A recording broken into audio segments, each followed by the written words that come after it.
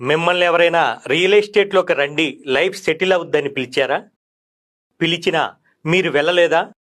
అయితే ఒక్క నిమిషం. మామూలుగా ఎవరైనా గుడికి ఎందుకు వెళ్తుంటాం? మన కష్టాల్ని ఆ భగవంతుడికి చెప్పుకోవటానికి, వాటి నుంచి విముక్తి ప్రసాదించమని, బాగా డబ్బులు సంపాదించాలని, కుటుంబంతో సుఖ సంతోషాలతో ఆరోగ్యంగా ఉండాలనే కోరుకుంటాం. ఎవరైనా ఇంతకు మించి దాదాపుగా ఏమీ కోరుకోరు కదా. మరి ఆ భగవంతుడు డైరెక్ట్గా వచ్చి మనకేమైనా డబ్బులు ఇస్తాడా? ఇవ్వడు కదా.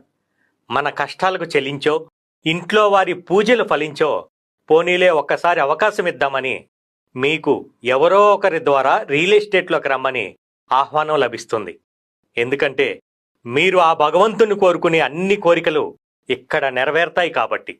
అందుకే ఎవరైనా రియల్ ఎస్టేట్లోకి రమ్మంటే దైవాగ్నిగా భావించి మనస్ఫూర్తిగా బిజినెస్ చేయండి.